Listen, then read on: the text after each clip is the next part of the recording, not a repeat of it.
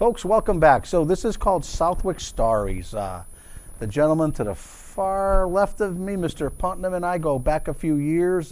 We seem to get along very well when we're talking or BSing, depending on how you want to look at it. And me and Jim had a conversation a couple weeks back about, hey, some of these folks are getting up in age, and we should really get some of the stories. And we're very fortunate today. I called, I think, maybe the youngest Arnold. Was Fred the youngest? Yes. Well, so I called the youngest, and what do most young men do? They send the oldest. So we're very fortunate to have David Arnold. I've never met you before, and I'm very impressed that you're here today. I finally have a voice that's better than mine, which is great to hear. There'll be no quietness today.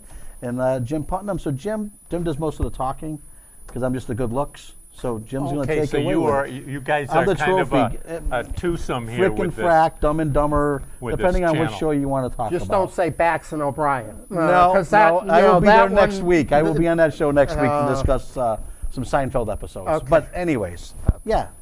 How are you today? I'm very good, thank you. Wonderful. Mr. Putnam has a few questions for you. I'll turn my attention to the left.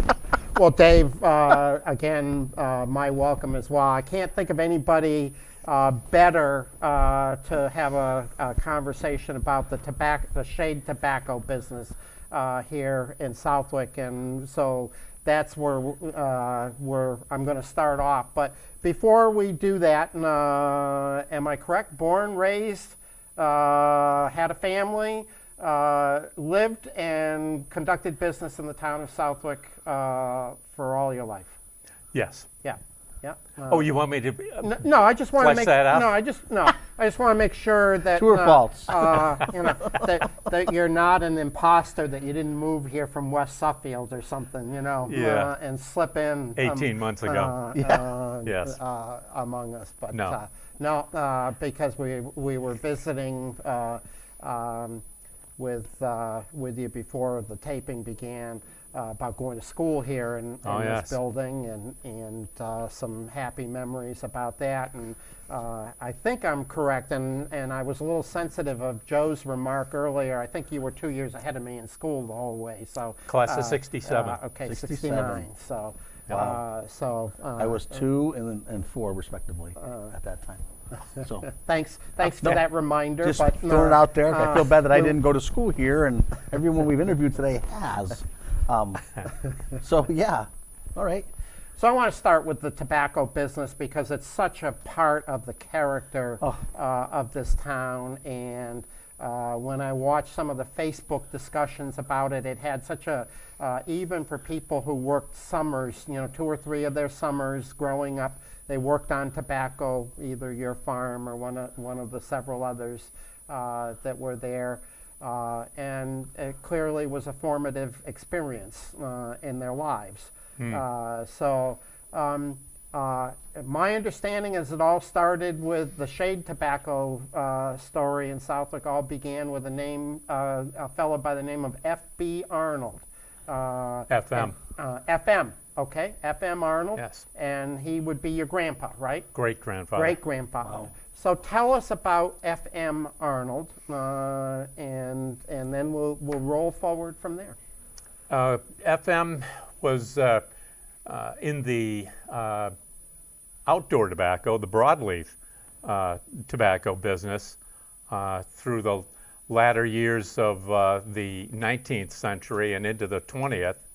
And somewhere in around 1905, I think, the government, Department of Agriculture, no less, was interested in starting up an industry to be in competition with the tobacco, the leaf tobacco being produced in Indonesia.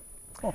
Now, Indonesian climate was such, with a heavy cloud cover, that they were able to produce a leaf, a quality leaf for wrapping cigars that was thin enough to provide a good taste and a good look to the cigar as the wrapper. And to do that up here in the United States, we needed to have a an artificial cloud cover. And that's where shade tobacco got its name, because you had to build tents over top of the crop. And that required, initially, it was posts and wooden structures with the cheesecloth that had been developed over time, and I'm not sure the science behind that, but to emit the proper light and yet have sufficient shade to allow the leaf to be of a thin quality in its leaf development. And they had a 5-acre piece, 2 farms. I'm going to sound like I'm jumping around. I'm going from F.M. Arnold to now another individual by the name of Miller. I believe it was George Miller. Operated a field the same year that my great-grandfather did with shade tobacco. And his was located right down here on College Highway. It is now called Jared Estates, across the street, almost across the street from Putnam Farm. And that's where he had his field. And my great-grandfather had his on Berkshire Avenue, what is now called the home lot, and is still in the Arnold family. So we have a picture of that, the shed, the 1 or 2, 3 acre size field surrounded by the broadleaf, the outdoor tobacco that FM was currently raising. And that began the process of shade tobacco in the United States. Wow. It further expanded, not just in the Connecticut River Valley, where we had the proper soils, quality soils, a fine sandy loam, easily drainable, the climate, and also the enabling us to put the cheesecloth over it, and the labor supply that we had in the Connecticut River Valley. There was one other place in northern Florida, in Gadsden County, where they did the same thing. That shade tobacco industry lasted until about 1974, when it, for one reason or another, I'm not sure, that industry closed down again in northern Florida. We continued here from a high of, in the early 50s, of about 10,000 acres. And that stretched in the Connecticut River Valley roughly from Greenfield, Massachusetts to just south of Hartford, Connecticut. And the bulk of it being from Windsor up to Westfield. Now I take that back, Sunderland, Okay. Mass. There were a lot of acres up there. Let's see, that's FM. So Yeah. before let you catch your breath, but great description of his role in pioneering the industry. First year he did that, did the experiment work, or did they have to do trial and error for a few years to kind of figure out things? On the construction of the tent, probably trial and error. As far as the crop went, it was a successful crop. They were able to sell it for profit, which then encouraged them and others to get into the shade business. Yeah, and again, it went from those 1905 roughly with 2 plots of, as I say, 3 to 5 acres, up to a height in the early 50s of about 10,000 acres. And it would range from farms, family farms raising 20, 30, 50 acres to corporate farming of raising a couple thousand acres. The three biggest corporate farms in my remembrance was Hathaway and Steen, and they were big right here in the Southwick, Suffield area. They had one farm just over the line in Agawam, but it was primarily right here in Southwick. Berkshire Avenue today, which is houses almost from one end to the other, those were Hathaway and Steen's tobacco fields, and they also had sheds on those fields. Hathaway and Steen was one. Cullman Brothers for the longer name, Culbro for the short name, had bought up General Cigars acreage, American Sumatra, and were raising heavily in the Suffield, Southwick. They had a farm. They had farms different there. North side of Westfield was tobacco, where the what's there now was the digital plant, right? Digital equipment That's right. Yeah. was That's right. occupying that space. There was a big farm up there. And Consolidated Cigar.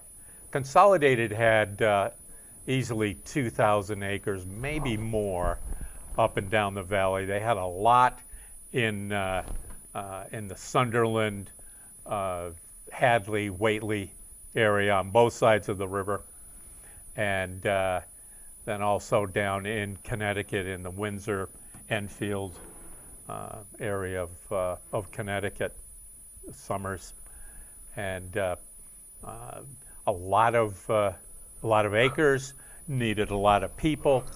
In the 60s and 70s, we would figure that it would took about 2.5 to 3 people per acre to operate a tobacco farm.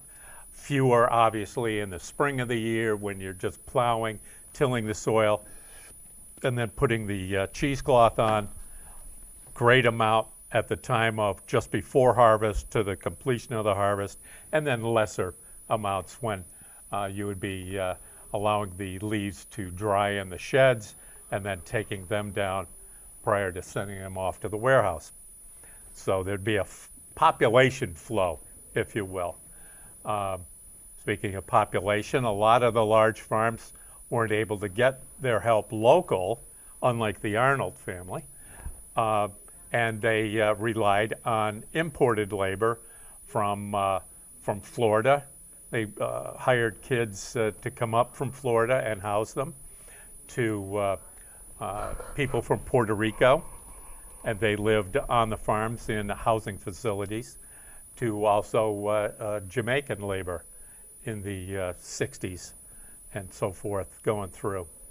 And those large companies needed that imported labor because they had large acres Sure. in single unit farms, and therefore they needed to be able to guarantee that they would have sufficient labor to perform all the work that was required.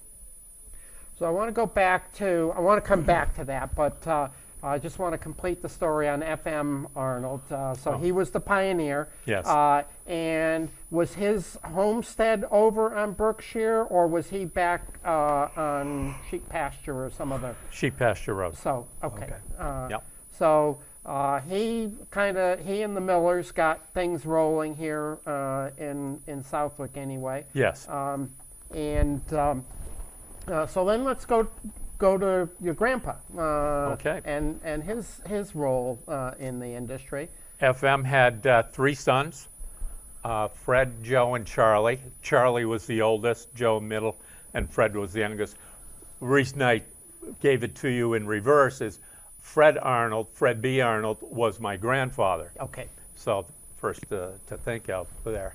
FM had 3 sons, and they were all interested in working on tobacco, and he trained them up in it. FM lived, in fact, all 4 of the people I've just mentioned, FM and his 3 sons, lived on Sheep Pasture Road.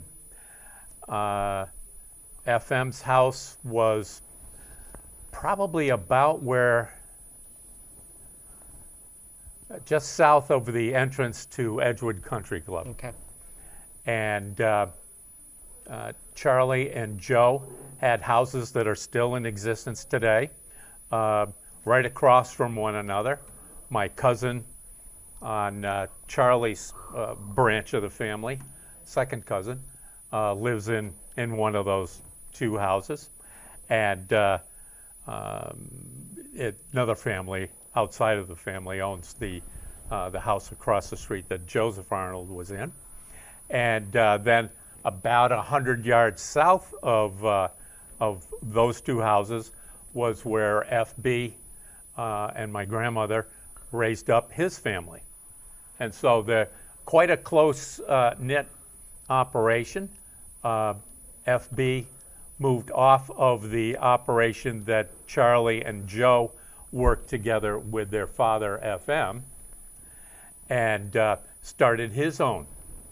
And then he had 4 sons, and they were encouraged to be a part of working in tobacco.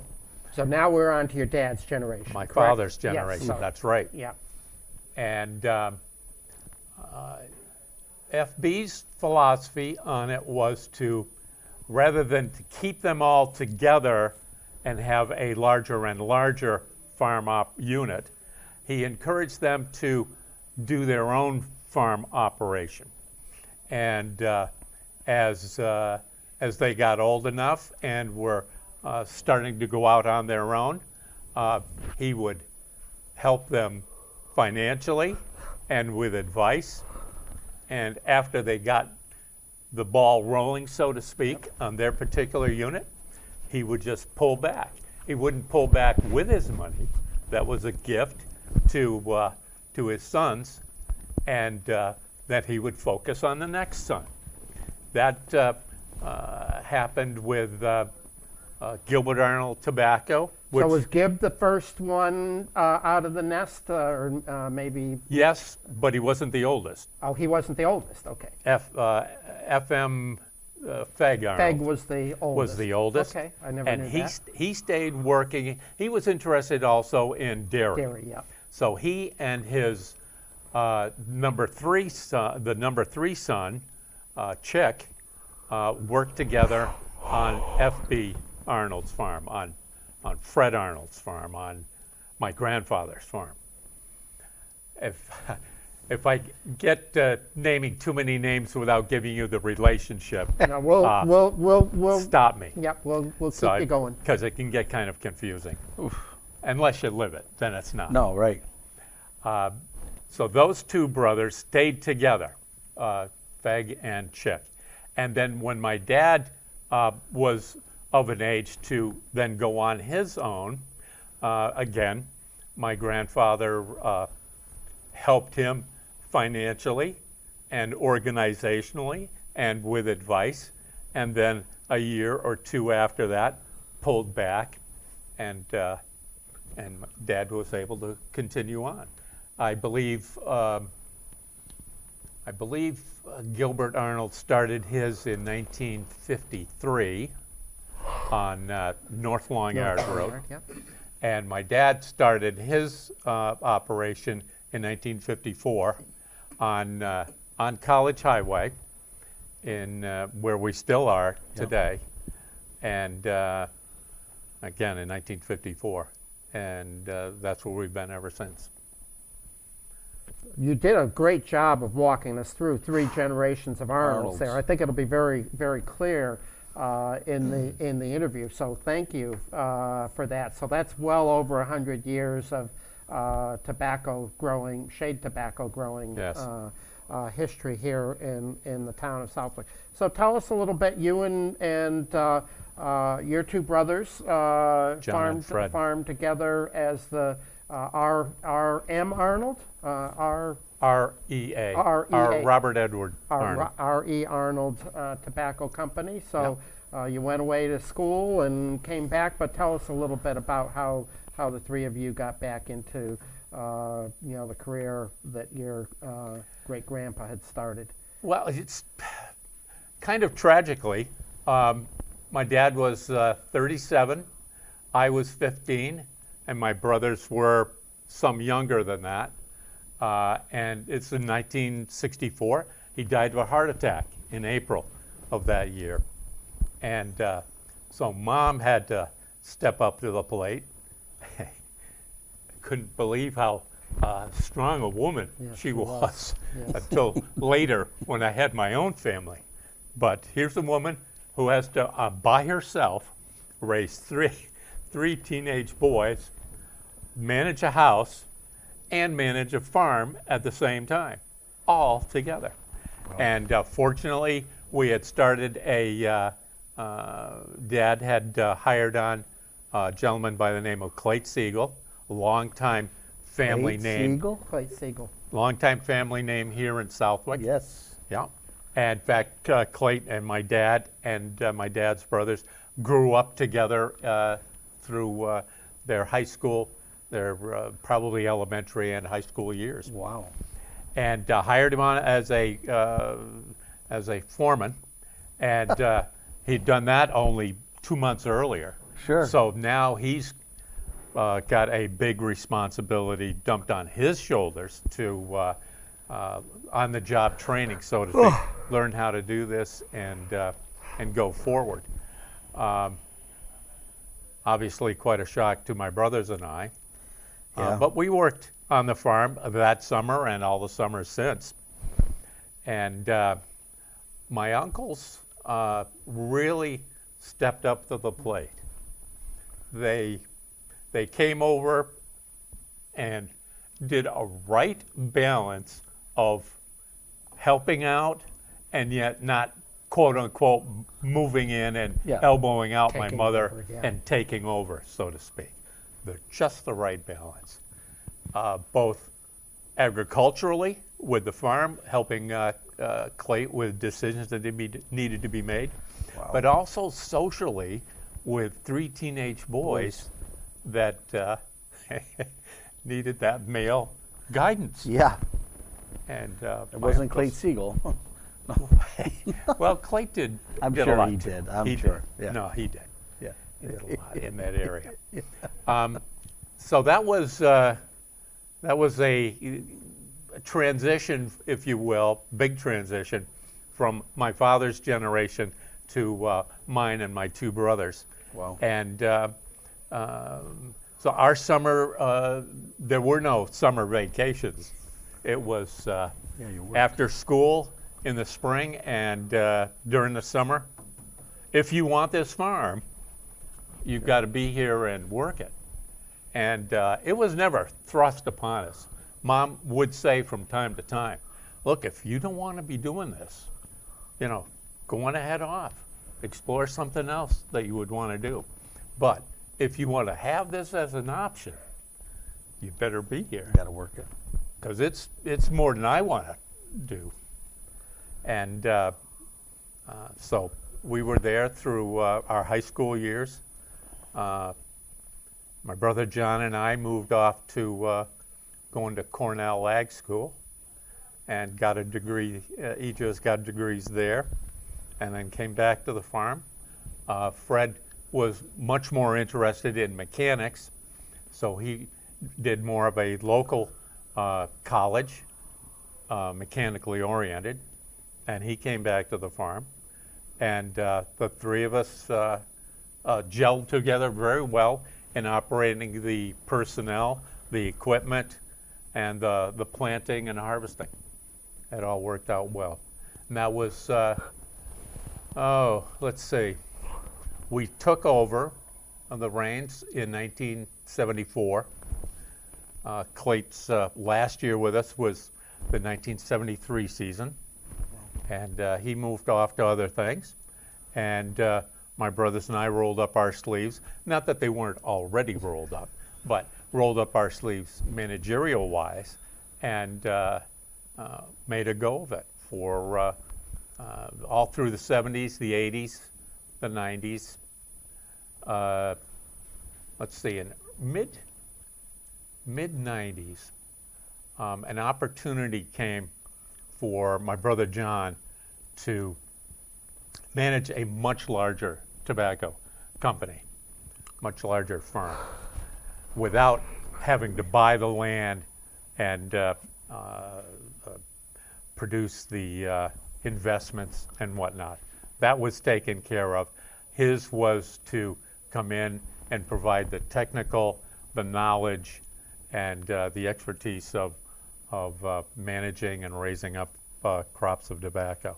So he did that for a number of years until 2005 was our last shade crop and his.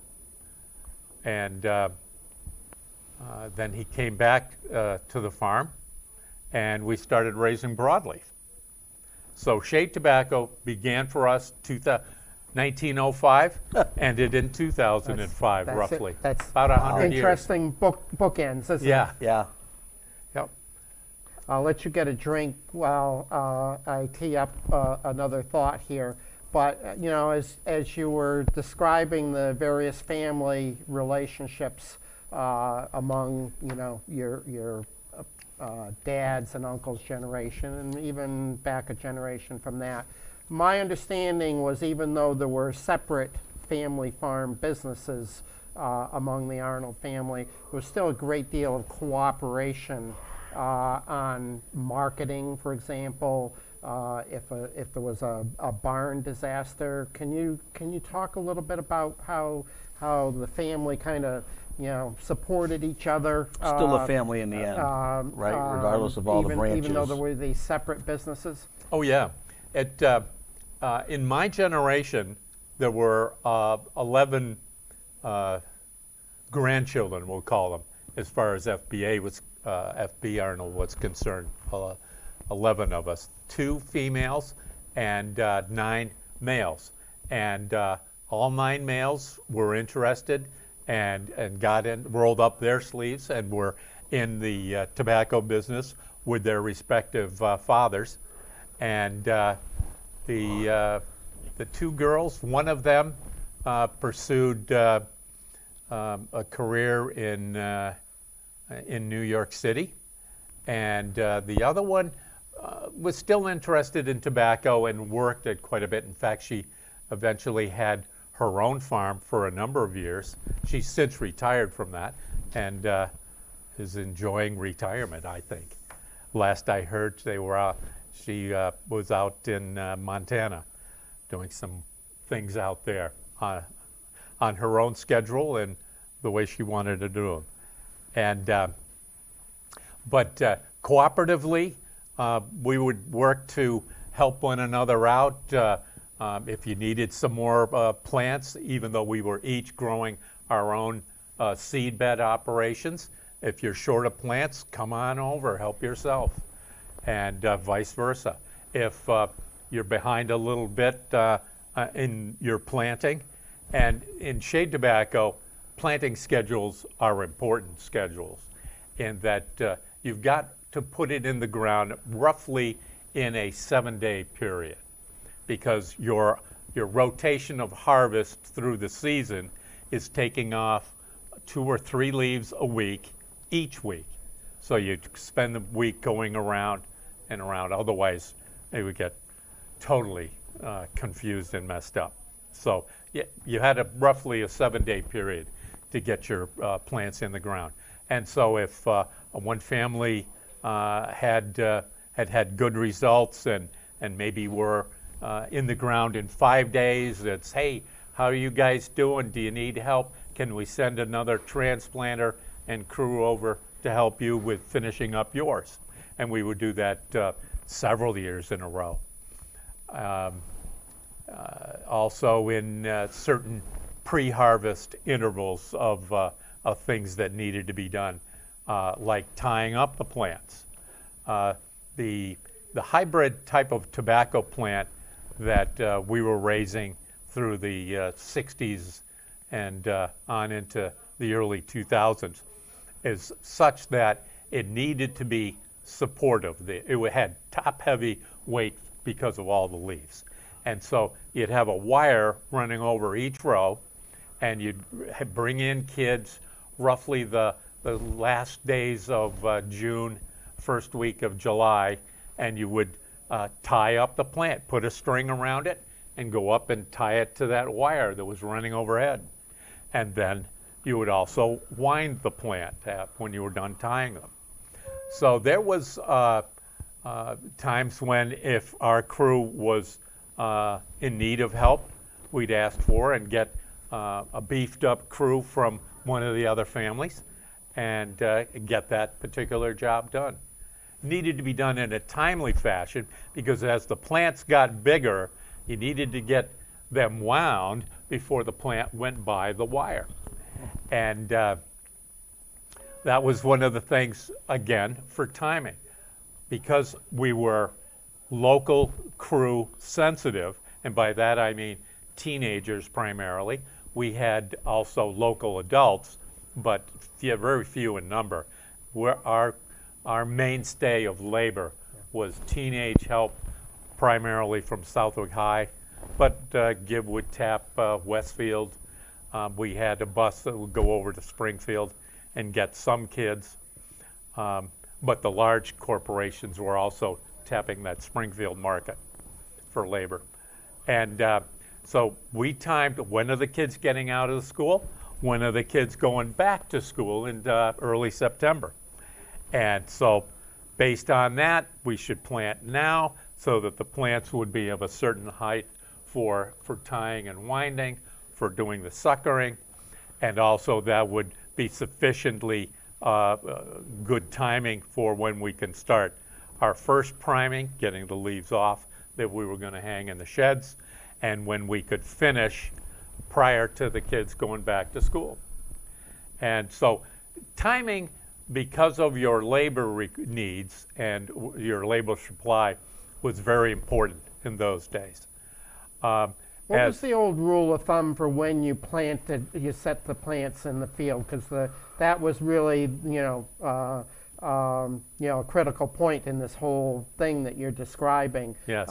And I think I recall what it was, but what was kind of the traditional timing of putting the plants out? 7 weeks. 7 weeks from when you started the seeds in the greenhouse or in the seed beds, cold frames. 7 weeks to planting. From planting, 7 weeks to beginning harvest. From your first day of harvest to the last day, 7 weeks. Okay. And then it was roughly 7 weeks, give or take a week, curing in the sheds, and when you could begin taking the leaves down. So typically, last week of May, you were setting tobacco plants out, as I recall. Yep, you recall correct. Okay. So Memorial Day weekend, all the kids who were working for you on that holiday, they were out there riding a tobacco setter. That's right. We weren't watching the parade No. as it went through town. Nope. I worked hard, though, 2 or 3 years where, boy, I think I can finish up on Friday of Memorial Day weekend, Right. give the crew the weekend off, enjoy Saturday relaxing, and then hit the parade Sunday or Monday coming around. That was my personal desire for a break. You did a great job of earlier of describing, the various labor pools, if you will, that made the tobacco industry work here in Southwick. And I don't think the Arnolds had anything to do with the two girls' labor camps. But we all knew about them, and I think one of them, the building's still there. It's back to being a residence, I think. Yes. But tell us about the two girls' labor camps, because that was always kind of a colorful thing growing up, and where those folks came from. They came primarily from Pennsylvania. I don't think there were the Penzie girls, as we called them, us locals called them the Penzie girls, were in that camp that you're referring now. It's located down here on College Highway, actually just a stone's throw from where I'm living today. And they were from Pennsylvania. The girls over on Berkshire Avenue, and that building is not there. There's some wonderful houses, lakefront property houses occupying that space now. And I'm not sure where they came from, Pennsylvania or Florida. Those were the two supply states. They were Hathaway and Steen camps, right? No. No. Myers and Mendelsohn was another large company, not as large as the three that I had mentioned earlier, but they had one of the camps down here on College Highway, and the other one was a Hathaway and Steen camp. Hathaway and Steen had a lot of migrant labor barracks, if you will. One is, let's see, there was that one on Berkshire Avenue. There was, down near where the rail to trail crosses Route 57, there were one or two buildings down there on that Hathaway and Steen farm that were for migrant labor. The one that is right now located on the building, located on Tannery Road, was Colbro. Coleman Brothers had that one. Now Tynex. Tynex, yeah. Tynex, yeah. Scott, yeah. Yeah, that's right. Again, I just want to go back and make sure that we didn't interrupt you, quite frankly, but you did a great job of describing all of the circumstances that, led to shade tobacco really finding its sweet spot here in this part of the Connecticut Valley. But it's a very demanding crop, isn't it, in terms of most of the tobacco in Southwick was on the east side. Most of the shade tobacco was on the east side of College Highway. There was a Lamson Farms up on the far Yes, west. that's right. But people used to ask, well, how come the tobacco's all over there? And there's not much on the other side of town. Why don't those dairy farmers out there grow some shade tobacco? So what, just go back and summarize a little bit. What was the recipe for why tobacco grew so well in part of Southwick and didn't ever catch on in other parts of Southwick or other parts of the Connecticut Valley? Some of it had to do with the farmers that owned the land on the west side that weren't interested in doing that. Your dad, Jim, for instance, liked what he was doing with truck farming, with the vegetables and the fruits, and had no interest in getting into tobacco. Lorenzo Lamson, however, also on the west side, did want to get into that and successfully ran a farm of about 35 acres for many, many years up on Granville Road. So that was one factor, I think. The other would be the soils. Right. On the west, it's amazing how that College Highway divides the character of the soils. The soils are a fine silty loam on the east side from where my farm is, all the way over into to Berkshire Avenue, if you will, and all the way from the Connecticut line up to the Westfield line. And on the west side, they were much heavier clay-type soil. Poorly drained. Poorly drained. In many cases. Yes. Yeah. And those, I think, are the two leading factors as to why tobacco didn't flourish on the west side. Tell you a quick story because this is about your story, not mine. But when I was probably early high school, I came home from school one afternoon. My dad was away at a meeting or something. I think was Tig your uncle or a cousin? Cousin. So your cousin Tig stops by the farm, he's looking to rent some acreage to put shade in. And so my mother instructs me to give him a farm tour, I'm sure just as a courtesy. And I learned more about how the different soils factored in because part of our farm, which is only less than a quarter of a mile from your farm, but on the west side of the highway, There was a part of that he said would grow shade successfully, but most of it would not. And he was very clinical about it, which was very entertaining to me at the time. I thought it was the best soil in the world, right? Because we could grow sweet corn there. Sure. But it was quite an education. Yes. I want to ask you Yes. one more question about shade, and then we'll move on in the sake of time here. But so around, I think you said 2002, you grew your last crop. 2005. 2005. Okay. What happened to the shade business here in the Connecticut Valley? What caused it to collapse, if that's the right term? Yeah, probably a series of things. Locally, and by locally I mean here in the valley from Windsor up to Whately. Locally, it got very expensive to raise, and the buyers were more and more critical of looking at the leaves, the quality of the leaves. Blue mold came into the valley in, I think, 79, 82, somewhere in there, for the first time in about 30 years.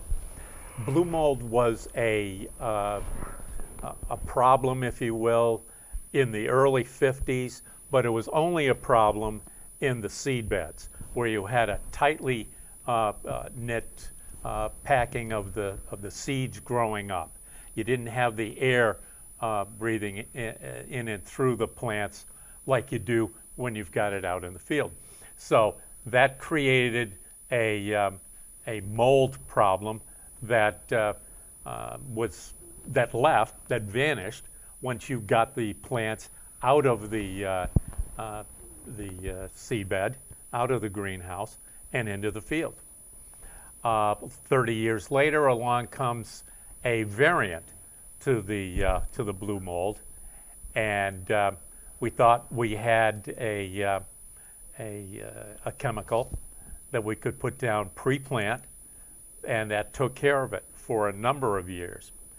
And then it came back in the late 80s, so our reprieve wasn't that long, but it came back in the late 80s, and boy, if you didn't watch your fields and monitor it, it could come in and spread literally like wildfire. And so in treating it, in protecting your leaves, and that was blue mold. There was also other things like Phytophthora that came in. Black shank was the common name. Brown spot, frog eye, those kinds of things began to attack it. And you have to remember that the shade tobacco was creating a leaf that was going to be a wrapper, which is going to be the thing that the consumer would see. So it had to be of a purity, of a cleanness of its leaf presentation on the cigar, or the buyers were not going to be interested in it. So it became increasingly difficult to keep and produce a clean leaf for that. And the difficulty in doing that spelled an increase in dollar investment per acre, which meant you needed to have an increase in dollar sales per pound, and that they were not going to, the buyers were not going to invest in that unless the leaf, again, was of a quality nature. So you had those two things, that price and inputs, that were squeezing the profitability margin right out of it.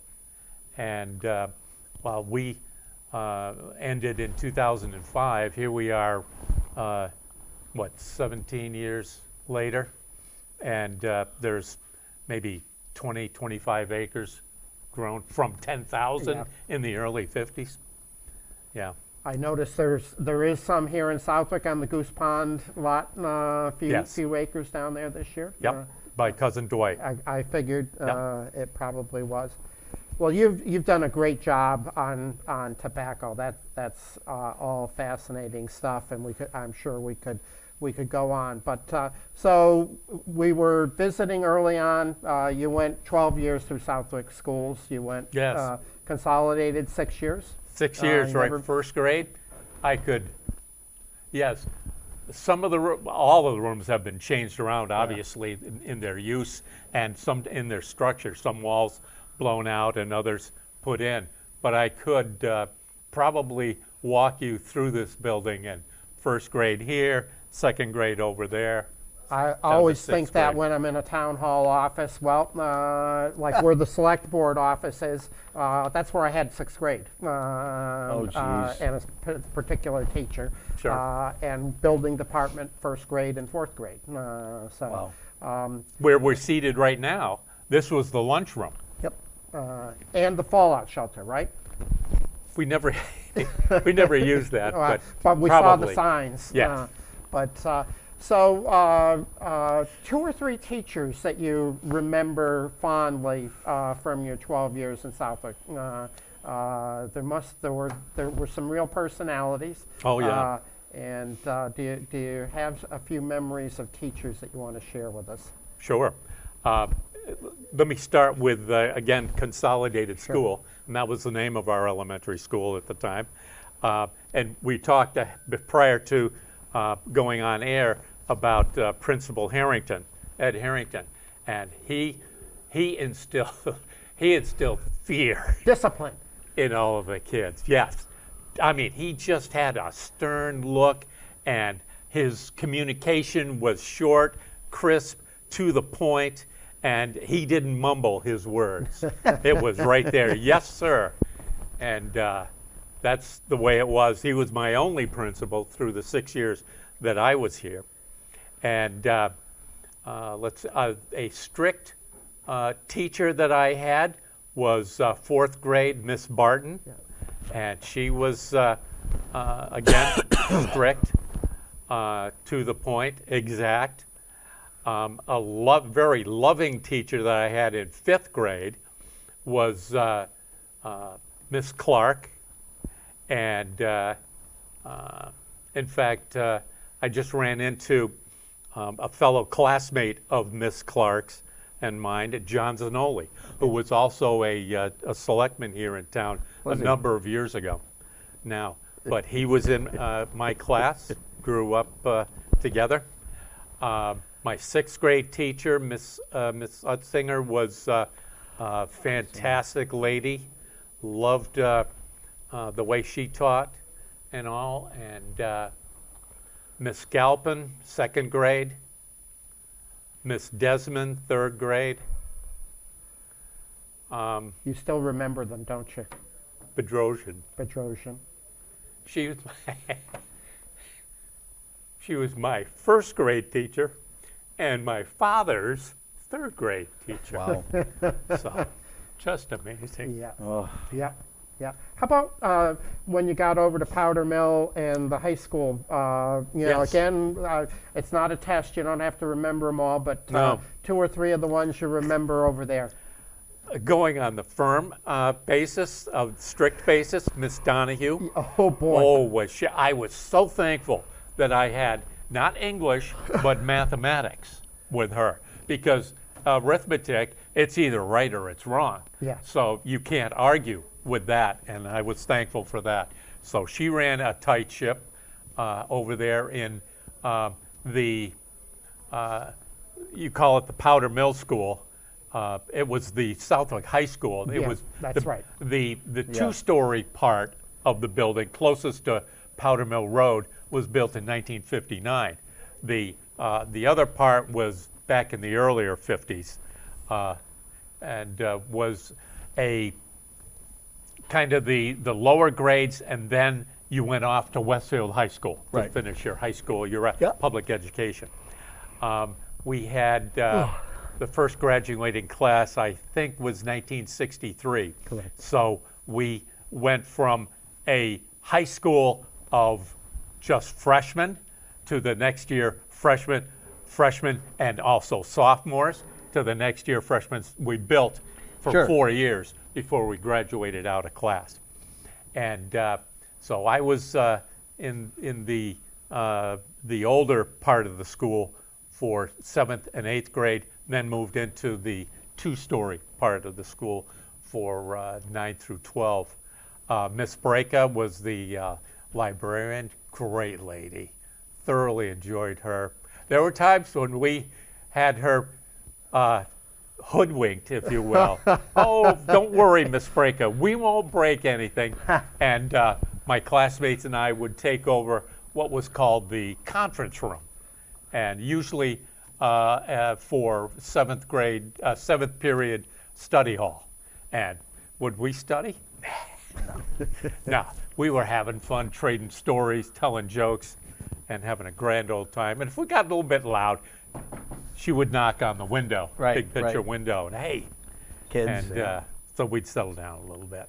Yeah, we had a time. In those days, and I'm not sure when the Southwick Public Schools switched over, we were a 7-period school with 4 periods, sometimes 5, of classes, and 2, occasionally 3 of study halls. And now they've gone to, we homeschooled my second daughter up until 9th grade. That was in the year 2000. And she wanted to try public school, so we put her at Southwick High. She graduated in 2004. Those 4 years that she was at Southwick Talent, it was this 4-block system, which gave the teachers an hour and a half, something like that, to study, to teach. But usually, if I had my druthers, I would rather see them go back to the 7 with the 45, 50-minute time periods, because you got, with the hour and a half, you had information overload about the time you finished the first hour. And so keeping it that way, and having those classes each and every day, Monday through Friday. One or two of the teachers at the high school that you have particular memories of? Besides Miss Breka? Yes. Benway, Leah Benway, history teacher. Oh, she was fantastic. You never knew what her political bent was, but I mean, she just taught history and the rise of democracy here in the United States, the history behind that. Such a perfect balance that she gave on that. By the way, I suspect you went through the same thing, but when you had her freshman year, mandatory attend town meeting. Oh, nice. Class would sit in the back of Yes. in the special section in the back of the Yep. room. You could leave after 9 or 9:30 or something. Yep. But somewhere Nice. that stopped. It did. And that was my first exposure to town meeting. Wow. And was inspired. Okay, so Mrs. Benway, anybody else? Harry Syrian, science, chemistry, and physics teacher. He was also my soccer coach. Oh, wow. He was a great teacher. Mrs. Kellogg, Irene Kellogg, I had her for homeroom, and I did not have her for maybe English. No, I don't think so. Homeroom with her. Dick Atkinson, mathematics. He Even was back also. then, huh? He was, yes. Wow. I was so thankful. Again, as I said a moment ago, we enrolled my daughter freshman year into Southwick Talent, and Jim Vincent and Dick Atkinson were still on staff. Jim had since taken the principalship, but Dick Atkinson was there, and it was nice to see some familiar faces. Yeah. Yeah. If I recall correctly, you were very involved in high school activities, including sports. You've already named a couple of people, but influential coaches, one or two, either coaches or after-school activity directors. Jim Vincent was the basketball coach. I did not pursue baseball. I understand he was the baseball coach as well. So there, Harry Syrian. Young was, Jim Vincent, right? Yes. I mean, Oh yeah, he was. You're right. do the math, but some of those folks were, you know. Yes, he came along my sophomore year. He came along my sophomore year as phys ed director, and took basketball. And again, Harry had the soccer. Dick Atkinson was the cross country. Yeah. There may have been some track and field involvement there too. I'm not sure. Yeah. I did not do a spring sport. I Right. did a fall and winter, and but he carried that encouragement from the cross country or the track and field into the classroom to encourage us in mathematics. Yeah. He was also. I was on the advanced math team, and I and 3 other of my classmates, and he was the coach and mentor for that. So, yeah, it was a great time. Now, I'm going to shift gears from school, and this may seem like a stupid question after all your great description of growing up as on a tobacco farm, but did your mom ever take you to a Congamon beach during the summertime? And if so, what was your favorite Congamon beach to go to? Name of it was Camp Comfort. It is still there today. I will attempt to geographically guide you to it, but no, she did not. Uncle Feg did. Uncle Feg did. Okay. Yeah. As I said before, there was a great rising up to take my dad's place Yep. when Yeah. he passed Yep. the scene, and he would take us down there each night after work for him, and we'd have some great fun, and then head up to his mother, my grandmother, and we'd have I don't remember the Coke bottles were, I think, the 6-ounce green ones. Yeah. And Glass bottles. glass bottles, yes. And she made some sourdough cookies, and so we would have those sourdough cookies and wash them down with a Coca-Cola. And she was always well stacked in the refrigerator with the Cokes, and the cookie jar was always filled with the sourdough cookies. Still can taste them today. And let's see. Where was Camp Comfort? Yeah, where was Camp Comfort? Middle I've never Pond. heard. Middle Pond. Middle Okay. Pond. I think the name of the road is still there. Barton Drive or Barton Street, off of Berkshire Avenue. About halfway, either way you come from the north or from the south, and it would go straight down to right to the beach. And Congamon Heights, I think now. That whole It might Congamon be. Heights area. Yeah. Yeah. it might be. Yeah. But that's where it was low. There's a sandbar was Oh, okay. across on the Sure. Suffield side. Yep. Okay, That so nails it. Yeah. yep, Yeah.